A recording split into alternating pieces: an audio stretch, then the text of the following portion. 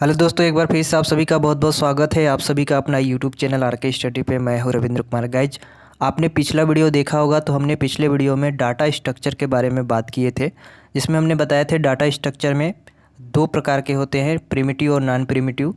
जहाँ पे हमने नॉन प्रिमिटिव में बताए थे लीनियर और नॉन लीनियर होते हैं। ठीक है, ये सारे प्रोसेस हमने डायग्राम के थ्रू बताए थे। आज हम लोग प्रिमिटिव क्या होते हैं और नॉन प्रिमिटिव क्या होते हैं, और जो नॉन प्रिमिटिव में दो भाग है, जो लीनियर और नॉन लीनियर, ये क्या होते हैं, इन सभी के बारे में आज डिस्कस करने वाले हैं।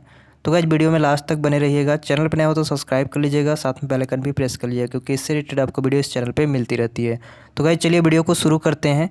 और सबसे पहले आपको फिर से एक बार स्ट्रक्चर दिखा देना चाहते हैं जो हमने पिछले वीडियो में बताए थे। ये हमारा डाटा स्ट्रक्चर है जो दो टाइप में डिवाइड है, प्रिमिटिव और नॉन प्रिमिटिव। ठीक है, अब यहाँ पे जो नॉन प्रिमिटिव हमारा डाटा स्ट्रक्चर है, यहाँ पे हमारा दो भाग में डिवाइड हो जाता है, एक नॉन लीनियर में और एक लीनियर में। ठीक है, यानी लीनियर डाटा स्ट्रक्चर और नॉन लीनियर डाटा स्ट्रक्चर। ठीक है, अब यहाँ पे इम्पोर्टेंट चीज़ एक और है कि जो लीनियर डाटा स्ट्रक्चर है हमारा दो में डिवाइड हो जाता है। जो स्टैटिक और डायनेमिक दो में डिवाइड होता है। इसको अगर आप दिखाना नहीं चाहते तो कोई दिक्कत नहीं है। लीनियर में ये चारों जो है एरे, लिंक लिस्ट, स्टैक और क्यू चारों दर्शा सकते हैं। ठीक है, कोई दिक्कत नहीं है, चारों एक में ही है। बट यदि आपको अगर डायनेमिक और स्टैटिक्स को अलग अलग करना है तो आप यहाँ से कर सकते हैं। कि एरे जो है वो स्टैटिक्स है, बाकी बात यहाँ पे हम लोग याद रख लेंगे कि जो डायनेमिक है ये लिंक लिस्ट, स्टैक और क्यू तीनों डायनेमिक होते हैं, यानी स्टैटिक्स जो है वो केवल एरे होता है। ठीक है, और यहाँ पे अगर हम लोग नॉन लीनियर की बात करें तो हमने यहाँ पे बताए थे डायग्राम में ट्री और ग्राफ होता है। ठीक है, तो इस तरह से कुछ फिगर बनते हैं जो आप सभी को दिखाए थे हमने पिछले वीडियो में कि ये हमारा डाटा स्ट्रक्चर है और दो इसके भाग होते हैं, दो प्रकार होते हैं, प्रिमिटिव और नॉन प्रिमिटिव। ठीक है, प्रिमिटिव के अंतर्गत में हमने बताए थे कि चार प्रकार के जो हम लोग को मेन पढ़ने हैं।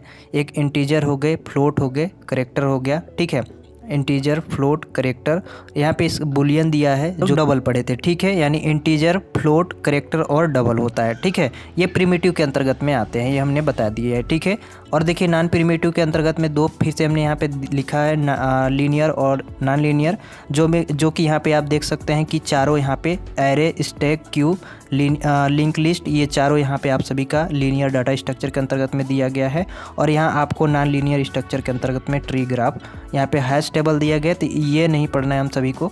और ये सारे फिगर हमने बता दिए हैं। ठीक है, इसीलिए पिछला मिलाते हुए चल रहे हैं। तो गाइज, आज हम लोग जो डाटा स्ट्रक्चर है हमारा, उसके जो दो प्रकार हैं, प्रिमिटिव और नॉन प्रिमिटिव, इसी के बारे में आज जानने वाले हैं। इनकी परिभाषा क्या है, ये क्या, इससे कैसे हम लोग डिफ़ाइन कर सकते हैं, इसी के बारे में आज डिस्कस करने वाले हैं। ठीक है, प्रिमिटिव क्या होता है।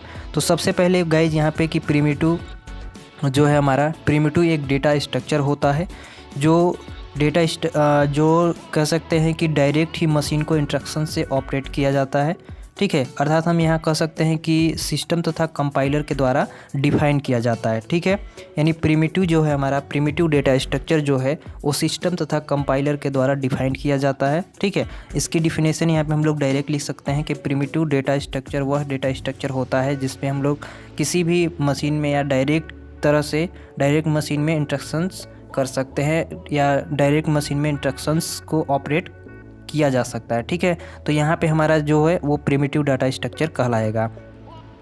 तो ये हमारा होता है प्रिमिटिव डाटा स्ट्रक्चर। अगर हम लोग नॉन प्रिमिटिव की बात करें, ठीक है, तो नॉन प्रिमिटिव की बात करें तो यहाँ पे हमारा क्या है कि प्रिमिटिव डेटा स्ट्रक्चर वह डेटा स्ट्रक्चर होती है जो डायरेक्ट मशीन इंस्ट्रक्शन से ऑपरेट नहीं किया जा सकता। ठीक है, देखिए प्रिमिटिव में क्या है, प्रिमिटिव जो है जस्ट उसका उल्टा समझ लेंगे, वही हमारा नॉन प्रिमिटिव होगा। प्रिमिटिव में क्या हो रहा था कि हमारा जो डायरेक्ट मशीन इंस्ट्रक्शंस जो ऑपरेट करता था वो यहाँ पे नहीं करेगा। ठीक है, जो हमारा इंस्ट्रक्शन से ऑपरेट करता था वो यहाँ पे नहीं करेगा, तो नहीं करेगा तो हमारा नॉन प्रिमिटिव हो जाएगा, और यदि करता है तो हमारा क्या हो जाएगा, प्रिमिटिव हो जाएगा। ठीक है, ये data structure primitive data structure से डिवाइड होता है। किससे डिवाइड होता है, यहाँ पे देख सकते हैं डेटा स्ट्रक्चर प्रिमिटिव जो है हमारा, उसी से डेटा स्ट्रक्चर से डिवाइड किए जाते हैं जो नॉन प्रिमिटिव डेटा स्ट्रक्चर कहलाते हैं। ठीक है, और यहाँ पे इंपॉर्टेंट चीज़ ये है कि जो हमारा नॉन प्रिमिटिव जो डेटा स्ट्रक्चर है, ये दो प्रकार के हमने बताए हुए हैं जो लीनियर और नॉन लीनियर में डिवाइड किए गए हैं। ठीक है, तो लीनियर क्या होता है और नॉन लीनियर क्या होता है, इसको किस में यूज किया जाता है, कैसे यूज किया जाता है, ये सारे अभी हम लोग जानेंगे। सबसे पहले हम लोग समझते हैं लीनियर डाटा स्ट्रक्चर क्या होता है। ठीक है, ये आप सभी का इम्पोर्टेंट है। इसमें कौन कौन से जुड़े रहते हैं, कौन कौन से भाग होते हैं, ये सारे की इसकी एग्जाम्पल क्या हैं, इसमें हम लोग समझेंगे। तो सबसे पहले अगर लीनियर डाटा स्ट्रक्चर की बात करें हम लोग, तो लीनियर डाटा स्ट्रक्चर एक ऐसा डेटा स्ट्रक्चर होता है जिसमें डेटा आइटम को लीनियर मतलब कह सकते हैं रेखीय रूप में संग्रहित किया जाता है, जिसको हम लोग लीनियर आपने अगर शुरू से ही पढ़े होंगे रेखागणित में ही पढ़ाया जाता है कि लीनियर क्या होते हैं। ठीक है, तो उसी से यहाँ से रिलेट करेंगे थोड़ा सा समझने के लिए कि जो हमारा लीनियर डाटा स्ट्रक्चर होता है, ठीक है, उनके जो डेटा होते हैं उनको हम लोग किसको लीनियर रूप में संग्रहित करते हैं, ठीक है, तथा व्यवस्थित करते हैं। दोनों बात एक ही यहाँ पे है, संग्रहित करते हैं तथा उसको लीनियर के रूप में ही व्यवस्थित करते हैं। ठीक है, जिसमें एक डेटा आइटम दूसरे से क्या करता है, रेखा के रूप में जुड़ा रहता है। जैसे कि अगर हम लोग बात करें उसके एग्जाम्पल की, अगर आपसे लीनियर डाटा स्ट्रक्चर की एग्जाम्पल पूछ दिया जाए तो आप सबसे पहले कहेंगे कि जो एरे है हमारा, ठीक है, एरे हो गया, लिंक लिस्ट हो गई, क्यू हो गई, स्टैक हो गई, ये सब किसके अंतर्गत में आते हैं, लीनियर डाटा स्ट्रक्चर के अंतर्गत में आते हैं। तो गाइस यहाँ से आप सभी को क्लियर हो गया होगा कि जो लीनियर डाटा स्ट्रक्चर है, ठीक है, वो किसी भी डेटा के आइटम्स को लीनियर रूप में संग्रहित या व्यवस्थित करता है। दूसरी बात यहाँ पे ये कह सकते हैं कि इनका जो एग्जाम्पल है वो हमारा एरे, लिंक लिस्ट और क्यू और स्टैक आते हैं। ठीक है, जो इनके भाग भी हम बोल सकते हैं। अब हम लोग मोस्टली जो नॉन लीनियर डाटा स्ट्रक्चर है इसके बारे में जानेंगे।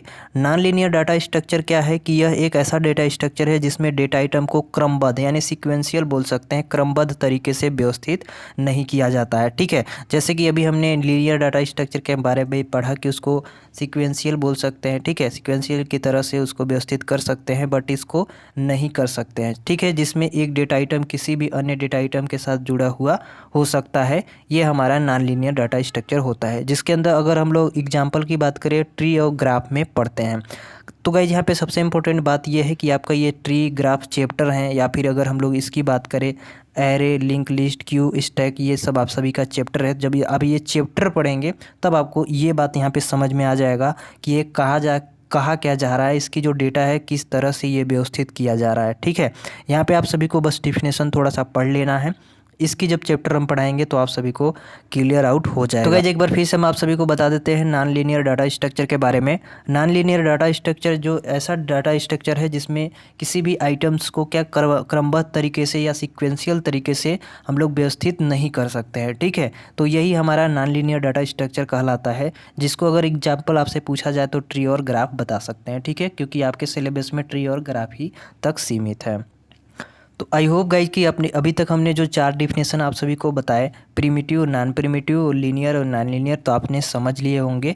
ठीक है, किनके कौन भाग हैं ये भी आपने अब तक समझ लिया होगा। ठीक है, बहुत ही इंपॉर्टेंट है, ये क्वेश्चन आप सभी को पूछा जाता है। अब इनके थोड़े से एडवांटेज के बारे में जानते हैं। वैसे ज़रूरत नहीं है, बट आप सभी को जानना ज़रूरत है। ठीक है, तो देखिए सबसे पहले कह रहा है कि इसके द्वारा हम इन्फॉर्मेशन को हार्ड डिस्क में स्टोर कर सकते हैं और इस इन्फॉर्मेशन का प्रयोग हम बाद में कर सकते हैं। यहाँ पे कहा जा रहा है कि जो इनकी इन्फॉर्मेशन होती है उसको हम किसी भी हार्ड डिस्क में स्टोर कर सकते हैं, और जब स्टोर उसको कर लेंगे तो जब हमारी ज़रूरत पड़ेगी, ठीक है, तो उस इन्फॉर्मेशन को हम बाद में यूज कर सकते हैं। ठीक है, दूसरी बात यहाँ पे कह रहा है कि बहुत बड़े डाटाबेस को हम आसानी से मैनेज कर सकते हैं।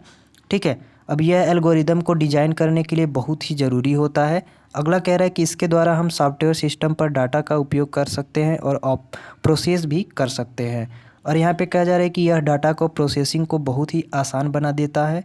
हमें इंटरनेट का प्रयोग करके अपने लैपटॉप या मोबाइल से डाटा को किसी भी समय एक्सेस कर सकते हैं। तो ये सारे इसके एडवांटेज हैं, जो इनके लाभ हैं। तो हमने लाभ इसके बता दिए कि क्या क्या इनसे लाभ होने वाले हैं।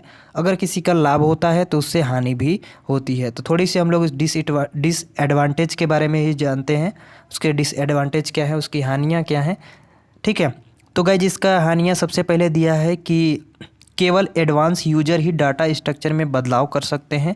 जो एडवांस यूजर होंगे वही डाटा स्ट्रक्चर में बदलाव कर सकते हैं, अन्यथा दूसरा कोई भी होगा बदलाव नहीं कर सकता है। दूसरा कहा जा रहा है कि अगर कभी डाटा स्ट्रक्चर में कोई प्रॉब्लम आ गई हो तो उसकी केवल एक्सपर्ट की सॉल्व कर सकता है, जो एक्सपर्ट होंगे वही सॉल्व कर सकता है, बेसिस यूजर इसे सॉल्व नहीं कर सकते हैं। ठीक है, यानी कोई भी प्रॉब्लम हो जाए, डाटा स्ट्रक्चर में कोई प्रॉब्लम आ जाती है किसी प्रकार से, तो जो एक्सपर्ट होगा वही यहाँ पे क्या कर सकता है, सॉल्व कर सकता है। ठीक है, उसकी जो यूज़र होते हैं, बेसिक यूज़र जो होते हैं वो सॉल्व नहीं कर सकते हैं, जो सिंपल यूज़र बोल सकते हैं। ठीक है, आगे यहाँ कहा जा रहा है कि अगर हमारा डाटा स्ट्रक्चर बहुत बड़ा है तो उसे मेंटेन और क्रिएट करने में बहुत सारे लोगों की ज़रूरत पड़ सकती है, जिससे हमारा जो कॉस्ट है, मूल्य जो है वो बढ़ सकता है। अगर कोई भी किसी भी वस्तु का यदि हम लोग ढांचा बनाते हैं, अगर वो बड़ा है, ज़्यादा लोग की ज़रूरत पड़ती है, तो ऑटोमेटिक है कि उसकी जो वैल्यू है बढ़ जाती है या उसकी जो कॉस्ट है वो बढ़ जाती है। तो यहाँ पे भी सेम चीज़ कहा जा रहा है कि ये इसकी डिसएडवांटेज है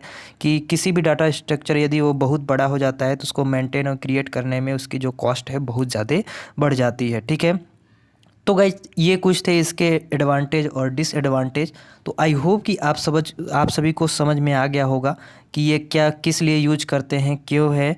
ठीक है, तो आई होप कि आप लोग इतना समझ गए होंगे, और आगे नीचे हम लोग अगला क्लास में पढ़ेंगे इसके जो ऑपरेशंस हैं। ठीक है, वेरी वेरी इंपॉर्टेंट है, जो आपके क्वेश्चन में पक्का आते हैं। तो इसके जो ऑपरेशंस हैं नेक्स्ट क्लास में हम लोग पढ़ेंगे। ठीक है, तो बस आज के लिए इतना ही। आई होप कि वीडियो पसंद आई होगी। पसंद आई गई तो लाइक कर दीजिएगा, चैनल पर नहीं हो तो सब्सक्राइब कर लीजिएगा। मिलेंगे नए वीडियो में, तब तक के लिए जय हिंद।